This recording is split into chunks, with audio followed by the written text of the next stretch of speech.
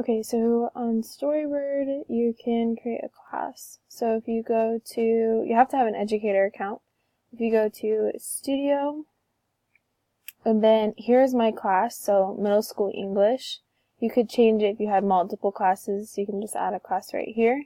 So if you want to add students, you just go over to the student tab, and you can create 3 students here.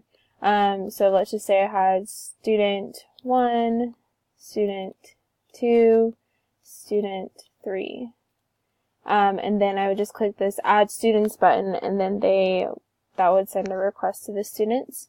Otherwise you can have students create their own account right here, but this might be better if you want to standardize all the usernames and make sure that all students are, logged in and using their account.